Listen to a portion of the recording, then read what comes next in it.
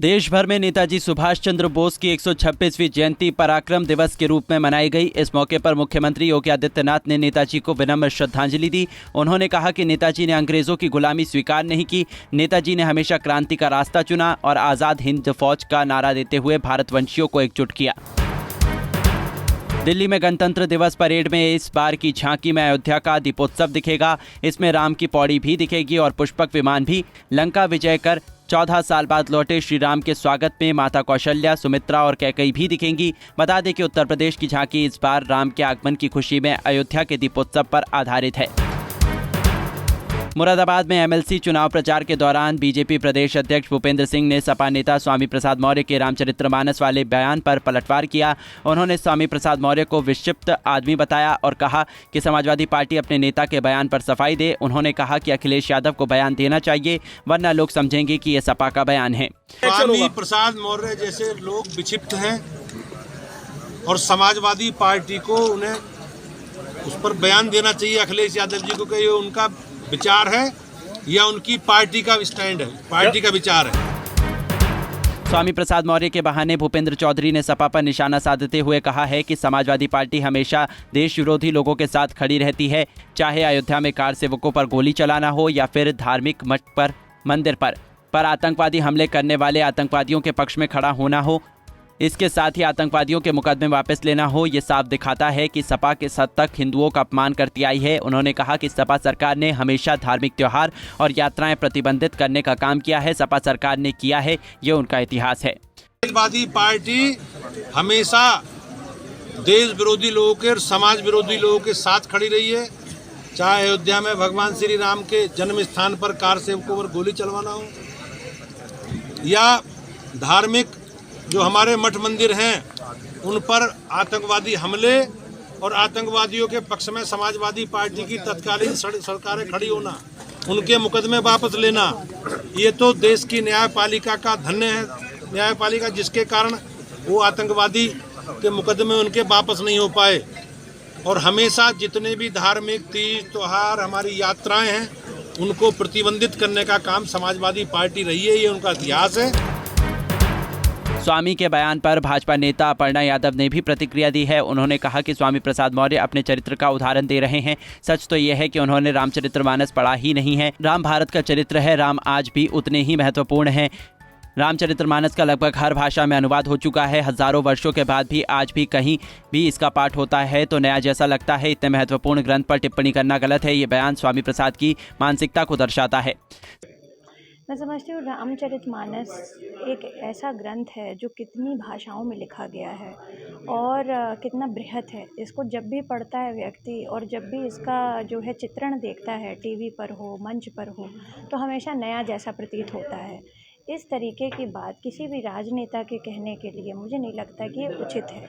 और इस तरीके की मानसिकता रखना रामचरितमानस के बारे में, ये बहुत ही निकृष्ट मानसिकता है। ये अपने आप के चरित्र के बारे में वो दर्पण कर रहे हैं। और मैं समझती हूँ कि राम जी ने बहुत बड़ा उदाहरण दिया था जब उन्होंने सबरी के बेर खाए थे, और वो भी जूठे बेर खाए थे। मैं समझती हूँ कि जो इस तरीके की बात कह रहे हैं उन्होंने रामचरितमानस को पढ़ा ही नहीं। सपा नेता स्वामी प्रसाद मौर्य रामचरितमानस पर दिए गए बयान से उनके अपने भी नाराज हो गए। सूत्रों के अनुसार पार्टी के राष्ट्रीय अध्यक्ष अखिलेश यादव ने भी मौर्य के बयान पर नाराजगी जताई है।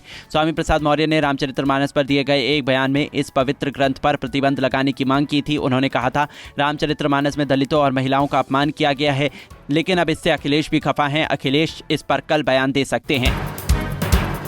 लोगों में राष्ट्रवाद की भावना को बनाए रखने के लिए भाजपा ने मास्टर प्लान तैयार किया है। 26 जनवरी को उत्तर प्रदेश भाजपा अल्पसंख्यक मोर्चा पूरे प्रदेश भर में शहीदों के घर जाकर उनके परिजनों को सम्मानित करेंगे। साथ ही स्वतंत्रता सेनानी और सेना में शहीद हुए तमाम लोगों के घर जाकर उनके इलाके में चौपाल लगाएंगी। गाजियाबाद में शादीशुदा एक शख्स ने अपने बेटे के साथ मिलकर कार में एक शादीशुदा प्रेमिका की गला दबाकर हत्या कर दी। इसके बाद शव को रोड पर फेंककर एक्सीडेंट का रूप दे दिया। मगर जब पुलिस ने शव का पोस्टमार्टम कराया, जिससे पूरे मामले का खुलासा हुआ, रिपोर्ट में पता चला कि महिला की मौत गला दबाने से हुई है। उसी रिपोर्ट के आधार पर पुलिस ने जब मृतक महिला के बॉयफ्रेंड और उसके बेटे से पूछताछ की गई तो उसने सख्ती से जुर्म कबूल कर लिया। फिलहाल पुलिस ने बॉयफ्रेंड चरण सिंह, उसके बेटे रोहित और उसके बेटे के दोस्त संदीप को गिरफ्तार कर लिया है। पूरा मामला कविनगर थाना क्षेत्र का है। सहारनपुर के तित्रो थाना क्षेत्र में अज्ञात व्यक्ति का उपले के बिटौड़े में जला हुआ शव मिला। सूचना मिलने पर मौके पर पहुंची पुलिस ने शव को कब्जे में लेकर जांच शुरू कर दी। पुलिस के अनुसार शव की पहचान अभी तक नहीं हो सकी है। हापुड़ में बीच सड़क पर फिल्म स्टाइल में युवक का पिस्तौल लहराते हुए वीडियो वायरल हो रहा है। मामला नगर कोतवाली क्षेत्र के पुराने बाजार का बताया जा रहा है कि मामूली विवाद को लेकर बाइक सवार युवकों ने एक स्कूटी सवार पर पिस्तौल तान दी। इस दौरान दबंग युवकों ने स्कूटी सवार को जान से मारने की धमकी दी। यह घटना पास के दुकान में लगी सीसीटीवी कैमरे में कैद हो गई। वहीं इस घटना के बाद से बाजार में आतंक का माहौल है। वहीं अब पुलिस मामले की जांच में जुटी है। हरदोई के लोनार कोतवाली इलाके में एक छात्रा से नशीला पदार्थ पिलाकर 2 युवकों पर रेप करने और अश्लील फोटो वीडियो बनाकर ब्लैकमेल करने का मामला आया सामने। पीड़िता का आरोप है कि आरोपियों ने लगातार 2 साल तक ब्लैकमेल करने के बाद फोटो वीडियो सोशल मीडिया पर वायरल करने की धमकी दी और उसने ऐसा ना करने के बदले में 2 लाख रुपए भी मांगे। पूरे मामले में छात्रा ने कार्रवाई किए जाने की मांग करते हुए एएसपी को प्रार्थना पत्र दिया है। वहीं अपर पुलिस अधीक्षक ने बताया कि इस पूरे मामले को लेकर संज्ञान में लिया गया है। मुकदमा दर्ज कर जाँच की जा रही है।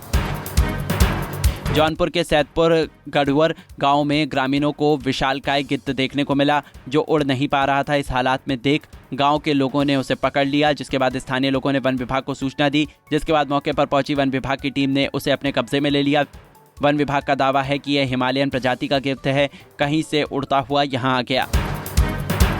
हाथरस में नेताजी सुभाष चंद्र बोस की जयंती पर सड़क सुरक्षा माह के तहत 10 किलोमीटर लंबी मानव श्रृंखला बनाई गई। 10 किलोमीटर लंबी इस मानव श्रृंखला में शामिल महिला, पुरुष और बड़ी संख्या में छात्रों ने सड़क सुरक्षा की शपथ ली। बता दें कि यातायात नियमों के प्रति लोगों को जागरूक करने के लिए सड़क सुरक्षा माह के रूप में मनाया जा रहा है। हमीरपुर में सड़क सुरक्षा जीवन रक्षा के संदेश के साथ मानव श्रृंखला बनाई गई, जो जिला मुख्यालय से लेकर तहसील और ब्लॉक स्तर पर भी बनाई गई। इस आयोजन में आम नागरिकों और व्यापारियों से भी शामिल होने की अपील की गई, मगर आम नागरिक और व्यापारी वर्ग नजर नहीं आए। इस मानव श्रृंखला में सिर्फ स्कूली बच्चे ही शामिल हुए।